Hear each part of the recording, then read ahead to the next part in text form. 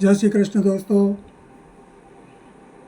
मैंने पिछली 8-9 दिन में सूर्य के साथ बाकी ग्रह जैसे चंद्रमा है, मंगल है, बुध, गुरु, शुक्र, शनि और राहु और केतु के साथ में यदि सूर्य के साथ में होते हैं तो उसका क्या परिणाम होते हैं उसके बारे में मैंने कुछ वीडियो डाले। कल से मैं एक श्रृंखला शुरू कर रहा हूँ जो कि चंद्रमा के साथ बाकी ग्रहों के क्या संबंध होते हैं उनके बारे में। तो कल मैंने चंद्रमा के बारे में डाला था। आज मैं चंद्रमा के साथ सूर्य होने से उसके क्या परिणाम होते हैं उसके बारे में ये वीडियो दे रहा हूँ। एक्चुअली क्या दोस्तों, सूर्य के साथ कोई भी ग्रह, जैसे मान लीजिए चंद्रमा हो, मंगल हो, बुध, गुरु, शुक्र, शनि, राहु, केतु, कोई भी होगा, तो जैसे दिन में सूर्य दिखने से रात में जो तारे हमें दिखाई देते वो नहीं दिखाई देते, वो अस्त हो जाते। उसी तरह कुंडली में भी सूर्य के साथ में यदि कोई भी ग्रह हो तो वो निर्बल हो जाता है, वो क्षीण हो जाता है, उसका पावर डाउन हो जाता है, वो अस्त हो जाते हैं, तो उसकी ताकत है वो कमज़ोर हो जाती है। लेकिन यहाँ क्या होता है कि फिर वो ग्रह जो कुंडली में जो अच्छे परिणाम जो देने होते हैं वो नहीं दे पाते। विशेष करके 6, 8 और 12वें स्थान में यदि ऐसे सूर्य के साथ में कोई भी ग्रह होते हैं तो वो उन भाव जो 6, 8, 12वें भाव के जो भी परिणाम होते हैं उनमें वो नेगेटिव मतलब कि परिणाम देते हैं, मतलब उनमें वो बहुत कुछ हानि और नुकसान देते हैं। लेकिन यदि वो बाकी जो ग्रह 6, 8 और 12 को छोड़कर, जैसे मान लीजिए पहला है, दूसरा भाव है, तीसरा भाव है, चौथा भाव है, 5वां भाव है, फिर 7वां भाव है, फिर 9वां भाव, 10वां भाव, 11वां भाव, यदि वहाँ पर है तो वो ग्रह जो सूर्य के साथ वो भले कितना भी कमज़ोर हो, लेकिन सूर्य यदि अच्छी कंडीशन में है या इन भावों में वो अपने मित्र क्षेत्र जिसे कहते हैं, सूर्य के मित्र कौन है?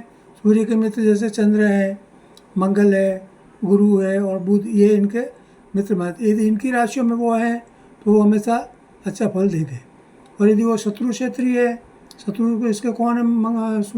चंद्रमा के और सूर्य के वो हैं, जैसे राहु है, अपने शनि है और केतु है और शुक्र।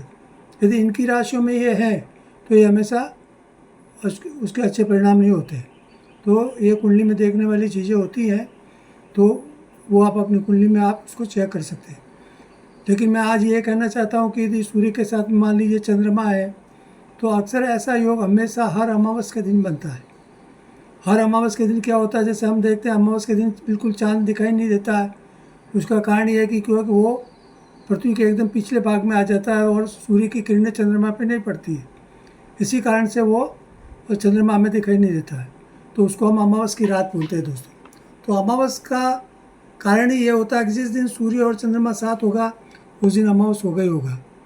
तो इसको कुंडली की भाषा में या ज्योतिष की भाषा में ग्रहण योग भी बोलते हैं। तो ये अच्छा नहीं माना जाता है, क्योंकि जीवन में धन का कारक जो ग्रह है वो चंद्रमा ही माना जाता है। जिसकी कुंडली में चंद्रमा अच्छा है, जैसे पूर्णिमा के दिन चंद्रमा और सूर्य एकदम आमने सामने रहते, 7वें भाव में रहते, मतलब कि एक दूसरे के, जैसे मान लीजिए एग्जाम्पल कि सूर्य जहाँ 1 लिखा वहाँ है तो चंद्रमा पूनम के दिन 6 या 7 जहाँ लिखा वहाँ रहेगा तो वो पूनम होगा। तो वो क्या है, वो उसकी प्रभाव से एकदम मुक्त रहता है। तो ऐसे लोगों की ज़िंदगी में हमेशा धन की कभी कोई कमी नहीं रहती है। लेकिन यदि ये दोनों साथ में है तो चंद्रमा धन का कारक होने से वो कमज़ोर हो जाता है। तो ऐसे लोगों को जीवन भर धन के मामले में कुछ न कुछ परेशानियाँ होती रहती है।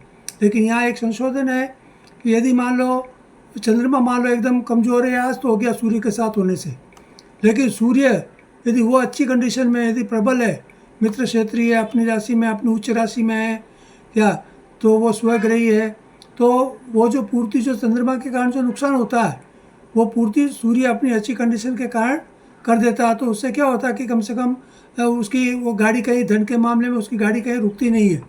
तो ये चीज़ देखने की होती है दोस्तों। तो कहने का मतलब यह है कि आप अपनी कुंडली में देखिए कि सूर्य के साथ में यदि आपका चंद्रमा है, इसका मतलब आपका जन्म अमावस्या के दिन हुआ है। और एक बात और है दोस्तों कि सूर्य जहाँ भी है कुंडली में, उसके आगे के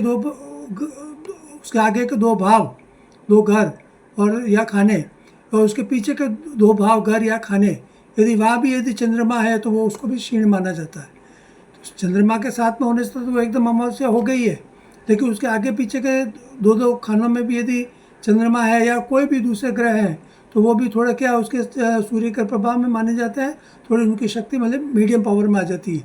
तो ये सब चीज़ें देखने के लिए होती है।